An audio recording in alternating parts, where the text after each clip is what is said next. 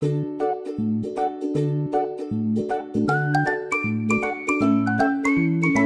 semuanya, Assalamualaikum. Balik lagi di video reaction saya kali ini guys, oke? Semoga semuanya sehat selalu. Nah, kali ini saya mau tengok video pembahasan tentang ini ya. Inilah alasan mengapa Indonesia mempunyai peluang besar untuk menjadi negara adidaya global. Indonesia memang memiliki ya peluang yang sangat-sangat besar gitu, untuk menjadi sebuah negara yang besar, sebuah negara yang adidaya gitu ya. So, jangan lama-lama lagi. Mari sama tengok video ini. Let's go. Indonesia has a big chance to become a global superpower because it has the people and a big future economy.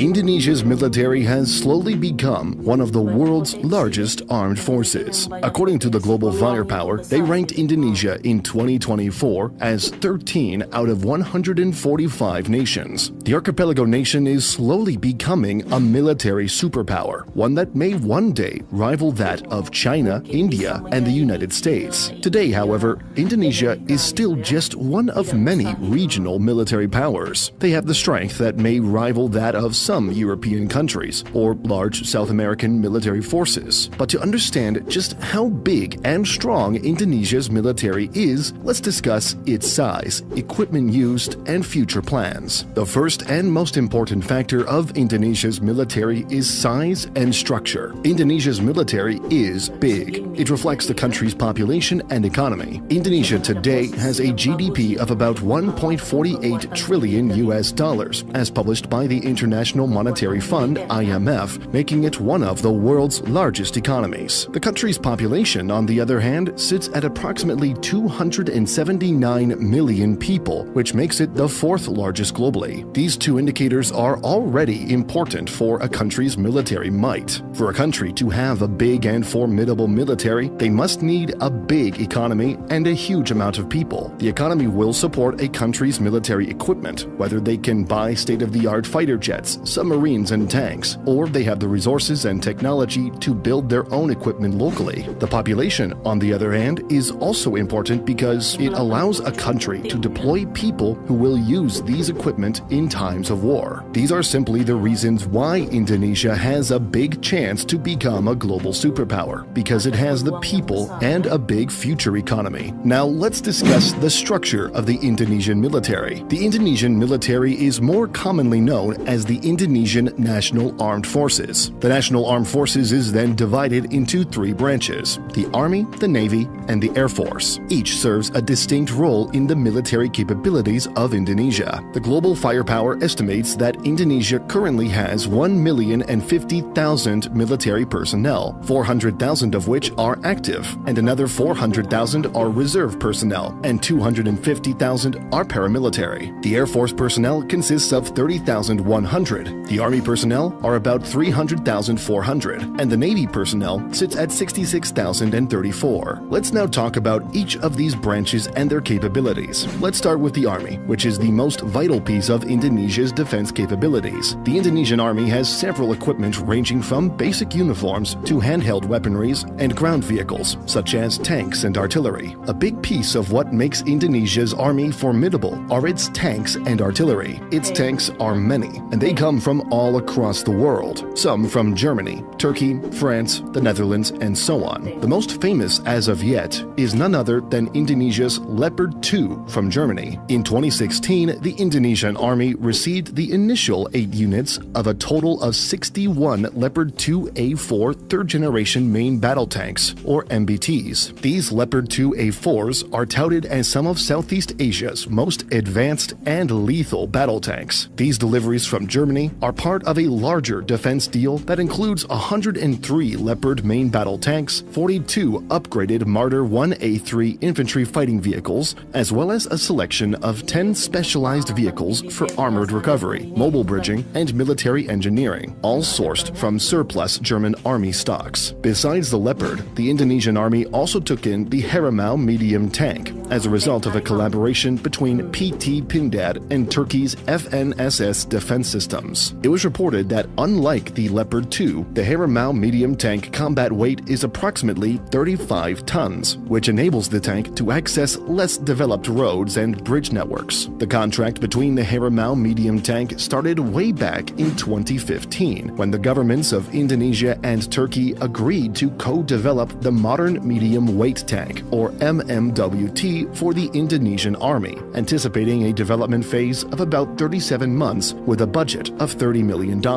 This partnership aimed to enhance the Army's capabilities with a new tank design initially named the MMWT and later known as the Harimau. The collaboration included sharing intellectual property rights. The tank, featuring a 35-ton design equipped with a Belgian-made Cockerel 105mm rifled barrel turret, was first unveiled in Indonesia in 2016. Armament-wise, the Harimau features a 105mm Cockerel 3105 turret, capable of high-pressure fires, and is equipped with a standard 105mm rifled gun, a 7.62mm coaxial machine gun, and optional machine guns for additional defense, supported by smoke grenade launchers. Now, let's talk about the artillery used by the Indonesian Army. One of them is Turkey's Akan missile system. This was announced around 2022, and it made Indonesia the first foreign user of the equipment. The system was designed to have a range of 208 kilometers and high precision on the battlefield. It weighs about 2,500 kilograms with a 407 kilogram high explosive warhead. Now let's move on to talk about Indonesia's Navy, the other vital piece of the country's defense. Arguably, the Navy is the most important of the three branches, simply because Indonesia is an archipelago nation with thousands upon thousands of islands. The Navy deploys several equipment ranging from submarines to warships. The most important, of course, is none other than the Indonesian Navy's submarine fleet. There are currently 3 fleets, 2 of which are active, and 1 is still in ongoing order. The ones that Indonesia currently deploy is the Nagapasa class and Cockerel class. The Nagapasa class is a diesel-electric attack submarine.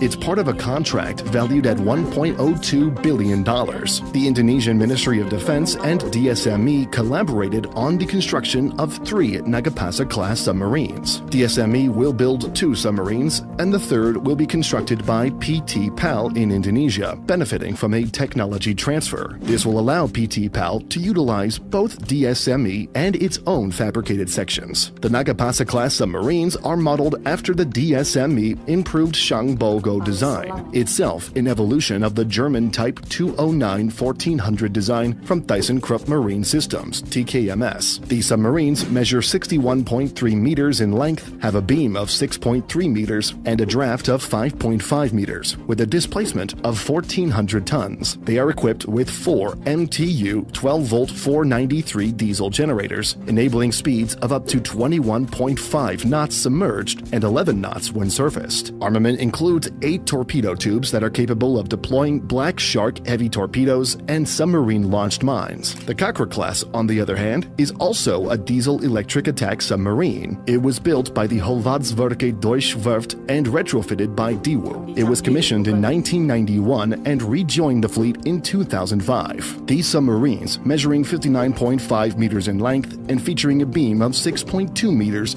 are capable of reaching speeds up to 21.5 knots while submerged. They have the endurance to stay underwater for approximately 50 days without needing to surface. Equipped with advanced weaponry, they can launch 21-inch SUT heavyweight torpedoes that are domestically manufactured. The future submarine is a Scorpene deal with France. The details are still unknown since it was signed just a few months ago, but this already shows the future path of Indonesia's army, one that consistently upgrades and meets the demands of the 21st century. Aside from submarines, the Navy also deploys several warships. One of them is called the Ahmad Yani class. It is an old frigate that was built back in the late 1960s. Another one is the Marta Dinata class frigate, which is a rather newly built frigate built by the Damen Scheld Naval Shipbuilding from the Netherlands. Finally, let's talk about the last piece of Indonesia's defense capabilities, its Air Force. The Indonesian Air Force operates several combat aircrafts. One of them, most advanced, is the Dassault Rafale from France. The contract, however, is still fairly recent. The Indonesian and French government signed this back in just 2022 for a total of 42 jets, costing them a massive $8.1 billion. The Air Force also operates purchased several F-16 Fighting Falcon from the United States. They recently completed the Falcon Star and MLU upgrade on the 5th F-16 in 2021. Another aircraft is the Sukhoi Su-30 from Russia. It was reported to be delivered back in 2013. As reported, it was delivered in unassembled form by the Komsomolskna Amur Aircraft Production Association, or KNAPO. The aircraft had completed the Indonesian Air Force's Sukhoi fighter jet squadron,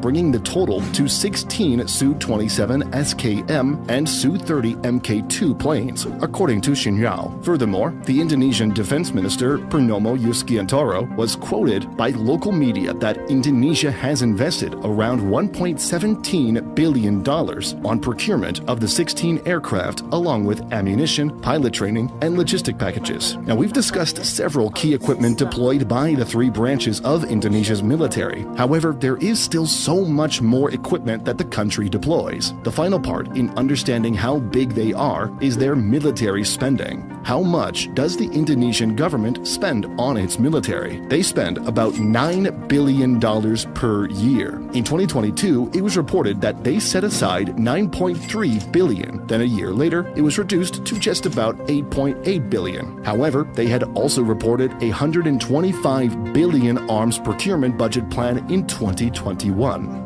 But anyway, do let us know what you think. Thanks for watching.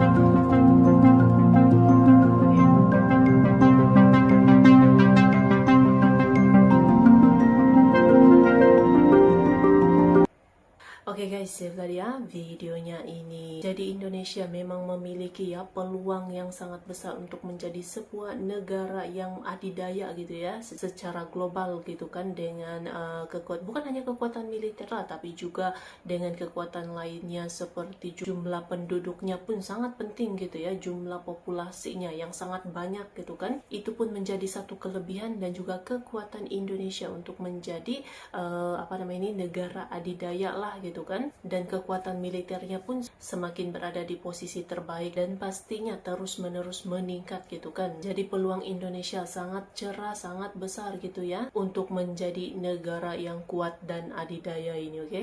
Luar biasa.